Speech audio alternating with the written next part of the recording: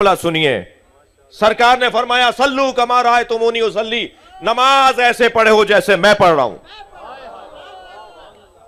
25 سال کے بعد جب مولا کائنات نے اپنے دور حکومت میں پہلی دفعہ جماعت پڑھائی اور اصحاب مصطفیٰ نے علی کے پیچھے نماز پڑھی، تو جیسے ہی نماز مکمل ہوئی تو اصحاب ایک دوسرے سے مڑ کر کہہ رہے تھے لقد ذکرنی صلاۃ محمد، آج علی نے ہمیں نبی کی نماز یاد دلا دی۔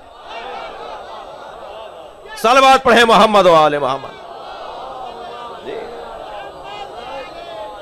تو پیغام یہ ہے کہ جیسے نبی نماز پڑھتے تھے ایسے نماز پڑھی جائے گی تو اللہ کی عبادت ہوگی، جیسے علی نماز پڑھ رہے ہیں ایسے پڑھو گے تو اللہ کی عبادت ہوگی۔ اب یہ چھوڑا میں نے تحقیق کرنے کے لیے جوانوں کے اوپر کہ تم جا کے سرچ کرو، تلاش کرو کہ علی نماز کیسے پڑھتے تھے۔ میں اس ممبر سے اطمینان کے ساتھ اور سکون کے ساتھ اور پیار کے ساتھ اور محبت کے ساتھ ایک جملہ کہہ رہا ہوں، کوئی اپنی کتاب سے ثابت کر دے نبی نے ہاتھ باندھ کے نماز پڑھی۔ کوئی لڑائی جھگڑے کی بات نہیں ہے،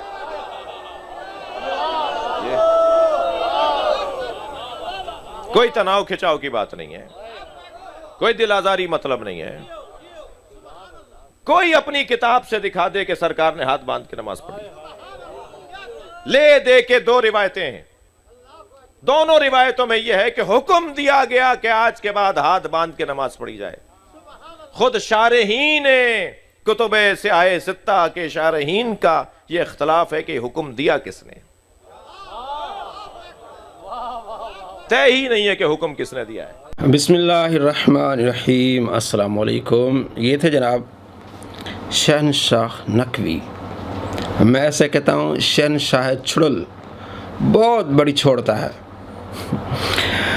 اب اس میں یہ دعوے بھی کر رہا ہے کہ آپ کوئی ایک روایت دکھا دیں، اور کس طرح چھوڑ رہا ہے اس سے پہلے میں آپ کو بتاؤں اس کی ایک جو اس نے چھوڑی ہوئی ہے۔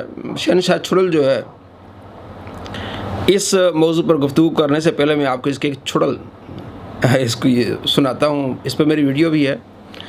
اس نے کہا جی محمد بن قاسم سیدوں کو قتل کرنے کے لیے سندھ آیا اور اس نے عبداللہ شاہ غازی کو شہید کر کے کراچی لے گیا اور اس کا مظہر ہے۔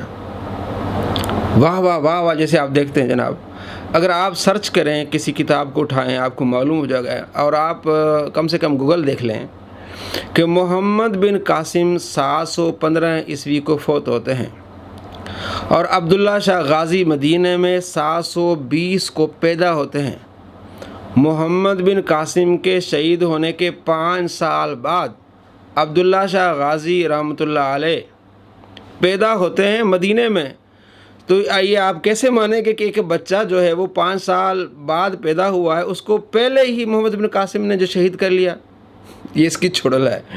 اور دوسرا مرزا جہلمی جو اس کا چیلا ہے شہنشاہ چھڑل کا، وہ بھی بڑی چھوڑتا ہے، کہتا ہے جناب محمد بن قاسم نے ظلم کیا سیدوں پر۔ اگر آپ جا کے سندھ کے سیدوں سے پوچھیں نا، آپ کو معلوم ہو جائے گا کہ وہ بڑے مخالف ہیں محمد بن قاسم کے۔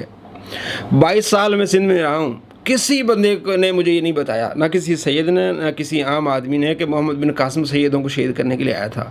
آپ سندھ میں کہیں بھی چلے جائیں، آپ پوچھ لیں، سارا جھوٹ ہے۔ شہنشاہ چھڑل بھی اور اس صدی کا سب سے بڑا جھوٹا مکار انسان مرزا جہلمی، دونوں جھوٹے۔ اب اس نے یہ جو حدیث سنائی ہے، اب دیکھیں اسے جو اخذ کر رہا ہے یہ بھی شہنشاہ چھڑل کا کام ہے۔ یہ جو روایت ہے، یہ روایت اس پر ہے کہ حضرت علی رضی اللہ تعالیٰ عنہ نے تکبیرات اونچی آواز سے کہیں تھیں، تو صحابی نے کہا کہ اس نے نبی علیہ السلام کی نماز ہمیں یاد کرا دی۔ اور یہ بھی جھوٹ اس نے بولا کہ 25 سال بعد نماز کو یاد کرایا، یعنی پچھلے سارے دور کو اس نے جو ہے وہ کس طرح اس نے بات کی، اس نے کتنی بڑی چھڑل۔ اور اس میں بات تکبیرات کے ہاتھ باندھنے کا تو ذکر ہی نہیں ہے، کیونکہ شرح ابن بطال میں موجود ہے کہ صحابہ کرام علیہم رضوان پہلی تکبیر کو فرض سمجھتے تھے اونچی آواز سے، باقی جو تکبیرات انتقال ہے وہ یہ سنت ہیں، دھیما بھی پڑھ لیتے تھے، تراویح کو یہ شک ہوا کہ شاید انہوں نے چھوڑ دی ہیں۔ تو حضرت علی رضی اللہ تعالیٰ اس کو اونچا پڑھتے تھے، اس لیے انہوں نے کہا کہ ذکرنی، کہ ہمیں یاد دلا دی آپ علیہ السلام کی نماز۔ اور شرح ابن بطال میں لکھا ہے کہ اونچی آواز میں تکبیر پڑھنے والے، شرح ابن بطال جلد 2 صفحہ نمبر 480 میں لکھا ہوا ہے، دال کتب العلمیہ سے کتاب چھپی ہے، کہ جو صحابہ نماز میں ہر بار جھکتے ہوئے اٹھتے ہوئے تکبیرات پڑھتے تھے ان کے اسماء یہ ہیں: حضرت ابو بکر، حضرت عمر، حضرت عثمان، حضرت علی، حضرت ابن مسعود، حضرت ابن عمر، حضرت جابر، حضرت ابو ہریرہ اور ابن زبیر۔ یہ سارے اونچی آواز سے تکبیرات کہتے تھے، اور یہ بخاری میں حدیث ہے 786، اور اس سے اوپر والی حدیث ہے 785، اس میں بھی حضرت ابو ہریرہ رضی اللہ تعالیٰ عنہ نے جب نماز پڑھائی تو آپ نے تکبیرات انتقالات اونچی آواز سے پڑھائیں، تو پھر آپ نے فرمایا کہ میں تم کو رسول اللہ صلی اللہ تعالیٰ علیہ وآلہ وسلم کی نماز کے مشابہ نماز پڑھاتا ہوں، جس طرح آپ علیہ السلام نے نماز پڑھائی اس طرح میں نے تم کو یہ نماز پڑھائی ہے۔ شہنشاہ چھڑل صاحب، آپ نے مسئلہ کچھ اور نکالی، ہاتھ باندھنے کا۔ کسی ایک روایت میں موجود نہیں کہ آپ علیہ السلام نے ہاتھ چھوڑ کے نماز پڑھی ہے۔ الٹا ہم سے پوچھ رہا ہے، ہم تو آپ کو کئی حوالے دیتے ہیں۔ یہ ساری اس کی جو مخلوق ہے نا، یہ شیعوں کی اور ساروں کی، مرزا جیل، کوئی ایک نبی علیہ السلام سے روایت نہیں لا سکتے کہ آپ صلی اللہ تعالیٰ علیہ وآلہ وسلم نے ہاتھ چھوڑ کے نماز پڑھی ہو، بلکہ آپ صلی اللہ تعالیٰ علیہ وآلہ وسلم نے ہاتھ باندھ کر نماز پڑھی ہے۔ مولا علی رضی اللہ تعالیٰ عنہ ہاتھ باندھ کر نماز پڑھتے ہیں اور فرماتے ہیں یہ سنت ہے۔ ابو داؤد شریف میں حدیث ہے جس میں حضرت علی رضی اللہ تعالیٰ عنہ فرماتے ہیں کہ سنت یہ ہے کہ دائیں ہاتھ بائیں ہاتھ پر اور ناف کے نیچے ہو، اور عبداللہ بن مسعود کہتے ہیں دائیں ہاتھ بائیں ہاتھ پر رکھنا، میں نے آپ علیہ السلام کو دیکھا کہ دائیں ہاتھ آپ علیہ السلام نے بائیں ہاتھ پہ رکھا۔ 755 نمبر حدیث ہے ابو داؤد شریف میں، اور اس کو جو ہے 756 ہے کہ حضرت علی رضی اللہ تعالیٰ عنہ فرماتے ہیں کہ یہ سنت ہے کہ دائیں ہاتھ بائیں ہاتھ پہ ناف کے نیچے رکھا جائے، تو اس کو ضعیف کرنے کی کوشش کریں گے مرزا کے چیلے، مرزا اور جو ہے وہ غیر مقلدین، ان کے لیے پھکی ہے وہ یہ کہ یہ کتاب ہے سنن الکبریٰ للبیہقی، امام بہقی کی۔ امام بہقی فرماتے ہیں کہ حضرت علی رضی اللہ تعالیٰ عنہ اذا قام الی الصلاۃ، جب نماز کے لیے کھڑے ہوتے، فکبر، تکبیر کہتے ہیں، ضرب بیدہ الیمنی علی رسغہ الایسر، آپ دائیں ہاتھ سے بائیں ہاتھ کی اس کلائی کو پکڑ لیتے، فلا یزال کذالک، اسی طرح ہمیشہ آپ کرتے رہے۔ تو دائیں ہاتھ سے آپ بائیں ہاتھ کو پکڑیں گے تو یہ ناف کے اوپر ہی آئے گا یا ناف کے نیچے آئے گا، یہ ہے سنت طریقہ۔ اور مصنف ابن ابی شیبہ میں حدیث ہے کہ آپ صلی اللہ تعالیٰ علیہ وآلہ وسلم دائیں ہاتھ کو بائیں ہاتھ سے پکڑتے تھے تحت السرہ، اور ناف کے نیچے آپ علیہ السلام ہاتھ باندھتے تھے۔ مصنف ابن ابی شیبہ باب وضع الیمین علی الشمال جلد 1 صفحہ نمبر 390، کہتے ہیں کوئی ایک کتاب دکھا دو، یہ ساری کتابیں ہیں۔ اور میں آپ کو حوالے دے کے پھر اس کی کلاس لیتا ہوں کہ کتنا بڑا یہ جھوٹا انسان ہے۔ یہ السنن الکبریٰ بہقی ہے جس میں حدیث نمبر ہے 3225 کہ حضرت وائل بن حجر کہتے ہیں کہ میں دیکھ رہا ہوں کہ آپ صلی اللہ تعالیٰ علیہ وآلہ وسلم کس طرح نماز پڑھا رہے ہیں، فنظر، تو میں نے دیکھا آپ علیہ السلام کھڑے ہوئے، آپ نے تکبیر فرمائی اور آپ نے ہاتھ اٹھائے کانوں تک، ثم وضع ید الیمنی علی ظہر کف الیسری، آپ علیہ السلام نے دائیں ہاتھ بائیں ہاتھ پر رکھا، والرسغ من الساعد، اور اس طرح کلائی میں آپ نے اس کو پکڑا، تو یہ ہوتا ہے بالکل آرام سے ناف کے نیچے، اور اسی کو امام ترمذی نے بھی نقل کیا ہے، کہتے ہیں ناف کے اوپر رکھ لیں یا ناف کے نیچے رکھ لیں۔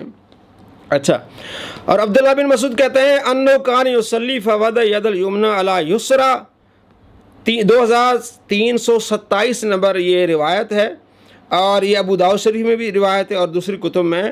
فرماتے ہیں کہ میں بائیں ہاتھ دائیں ہاتھ پہ میں نے رکھا ہوا تھا، آپ علیہ السلام آئے، آپ علیہ السلام نے میرے پر دائیں ہاتھ بائیں ہاتھ کے اوپر رکھا نماز میں، تو آپ علیہ السلام خود بھی دائیں ہاتھ بائیں ہاتھ پہ رکھتے تھے، اور صحابہ کرام علیہم رضوان کو یہ ترغیب دیتے تھے کہ دائیں ہاتھ بائیں ہاتھ پہ رکھیں، اور یہ ناف کے نیچے ہوتا تھا۔ اب اس نے جو روایت کہتا لے دے کے، بھائی لے دے کے نہیں، یہ جو بخاری میں حدیث ہے 740، اس میں یہ کہ یہ حکم دیا جاتا تھا کہ کلائی پہ ہاتھ رکھیں، حکم دیا جاتا تھا، اس کا میں آپ کو ترجمہ پڑھ کے بتاتا ہوں تاکہ آپ کو تسلی ہو جائے۔ کہ لوگوں کو یہ حکم دیا جاتا تھا کہ ایک شخص نماز میں اپنا دایاں ہاتھ بائیں کلائی پر رکھے بس. اب کہتے ہیں یہ جناب یہ جن کا موقف ہے یہ غلط ہے. یہ وہابیوں کا موقف ہے کہ اس طرح یوں باندھتے ہیں، اور مرزا جیلوی ایسے. یہ تو زرا کہتے ہیں، یہاں سے لے کر یہاں اس کو زرا کہتے ہیں. تو یہ تو پھر یہ ہوتا ہے نا کہ زرا کے اوپر زرا رکھتے، یہ زرا ہے ساری. آپ علیہ السلام کے کہا جاتا ہے کہ آپ علیہ السلام کے زمانے میں حکم دیا جاتا ہے کہ دایاں ہاتھ بائیں زرا پر رکھے. زرا یہاں سے لے کر یہاں تک، آپ یہاں بھی رکھیں گے دایاں ہاتھ بائیں زرا پر ہو جائے گا. اگر آپ یوں رکھیں گے تو ایک زرا دوسری زرا پر آ جائے گی. یہ حدیث کا مفہوم ہی صحیح نہیں ہوگا. اور آپ علیہ السلام کیا فرماتے ہیں کہ اس طرح، صحابہ بھی کہتے ہیں کہ اس طرح آپ ہاتھ رکھتے تھے. دائیں ہاتھ بائیں زرا بھی ہوگی اور رسک بھی ہو گیا، یہ کلائی، اور ناف کے نیچے یا ناف کے اوپر رکھ لیں. لیکن اسے ناف کے اوپر سے مراد ناف کے اوپر یہاں نہیں ہے. یہ سارے دلائل میں نے آپ کو دیا، اور میرا چیلنج ہے اس شہنشاہ نقوی سے اور اس کے چیلوں سے کہ تو جوان جو ہے وہ جناب تحقیق کریں. کوئی ایک جوان تحقیق کرے کہ آپ صلی اللہ تعالیٰ علیہ وآلہ وسلم نے ہاتھ چھوڑ کے نماز پڑھی ہے. امام مالک رحمۃ اللہ علیہ ہاتھ چھوڑ کے نماز پڑھتے تھے، وہ ایک تابعی کا قول ہے. نبی علیہ السلام کا کوئی قول نہیں ہے. نبی علیہ السلام کا کوئی طریقہ نہیں ہے کہ آپ علیہ السلام ہاتھ چھوڑ کے نماز پڑھتے تھے. مصنف ابن ابی شیبہ میں نے آپ کو دکھایا کہ آپ علیہ السلام دائیں ہاتھ بائیں ہاتھ پہ اور ناف کے نیچے رکھ کے نماز پڑھتے تھے. ابو داؤد شریف میں، نسائی میں، ابن ماجہ میں. اور آپ صلی اللہ تعالیٰ علیہ وآلہ وسلم جب نماز جنازہ پڑھتے تھے اس وقت دائیں ہاتھ بائیں ہاتھ کے اوپر ناف کے نیچے رکھتے تھے. جناب علی کتنے بڑے آپ چھڑل ہیں. آپ کہتے ہیں ان کے پاس کوئی روایت نہیں ہے. بھائی آپ لے آؤ کوئی ایک روایت آپ علیہ السلام کا عمل. بلکہ جو آپ حضرت علی پر جھوٹ باندھ رہے ہیں وہ تو تکبیرات کے بارے میں ذکر ہے، وہ ہاتھ باندھنے کی بات ہی نہیں. لیکن آپ ادھر لے گئے، آپ تو پکے پھر جھوٹے نکلے نا. حضرت علی رضی اللہ تعالیٰ کا عمل کیا ہے؟ دائیں ہاتھ بائیں ہاتھ پر رکھنا اور ناف کے نیچے رکھنا. یہ ہے چھڑل، شہنشاہ چھڑل. تو یہ جو انہوں نے کہا نا کہ میرے جناب نوجوان تحقیق کریں، کوئی ایک نوجوان ہمیں کوئی ایک صحیح حدیث دکھا دے کہ آپ صلی اللہ تعالیٰ علیہ وآلہ وسلم نے ہاتھ چھوڑ کے نماز پڑھی ہے. نہیں دکھا سکتا. السلام علیکم ورحمۃ اللہ وبرکاتہ.